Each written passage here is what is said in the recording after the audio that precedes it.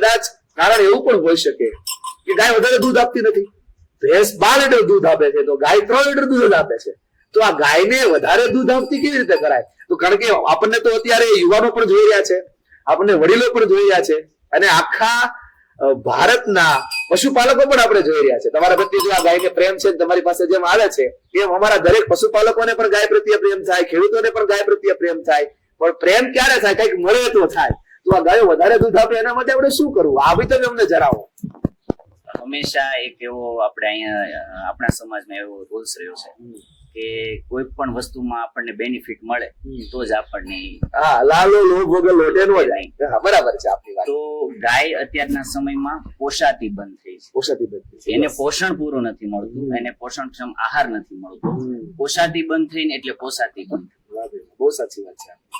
જો ગાયને પૂરતું પોષણ મળે અને એની જાતિ એની યોગ્ય ઓળખ થાય તો ઓબ્વિયસલી ગાયો દુધાળ બનવાની છે. બરાબર છે, બહુ સરસ.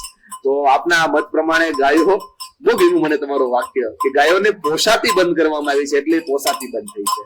તો આવનારો સમય દેખાઈ રહ્યો છે કે ગાયોનો સમય છે. આવનારો સમય એ સારી સંસ્કૃતિનો સમય છે.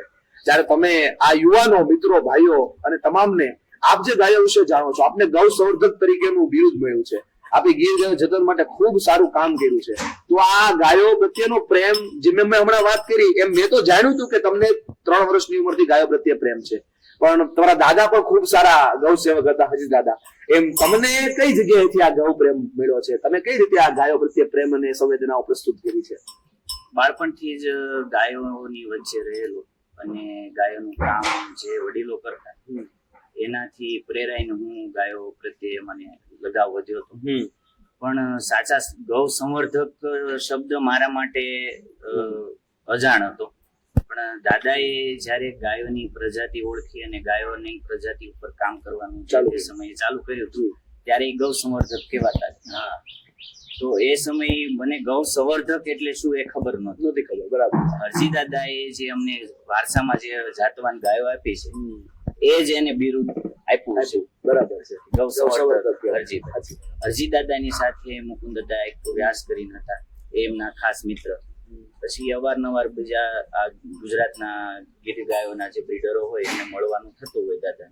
ત્યારે મારી નાની ઉંમર અને હું દાદા સાથે અવારનવાર જતો.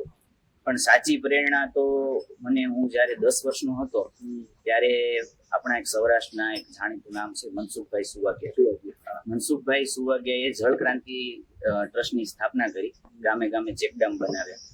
સાથે સાથે એને ઘરે ઘરે ગીર ગાય, ઘેર ઘેર ગીર ગાય કેમ બંધાય, ઘર આંગણે ગીર ગાય કેમ આવે અને ગીર ગાય ઘરે ઘરે એવું એને એક સૂત્ર આપ્યું. બરાબર. અને જામકા ગામથી એને શરૂઆત કરી કે લોકો જાતવાન ગાયો રાખતા થાય અને જાતવાન ગાયને ઓળખતા થાય. ત્યારે દાદા, મુકુંદ દાદા આ બધા એમની સાથે જતા અને હું એમની સાથે જતો.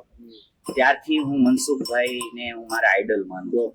અને મનસુખભાઈ સુવાગ્યાની પ્રેરણાથી મને એવું થયું કે ગાયની આ સમાજમાં પુનઃ સ્થાન મળવું જોઈએ અને એની જે વિશિષ્ટ જાતિ છે ગાયની એ પુનઃ સ્થાપના થવી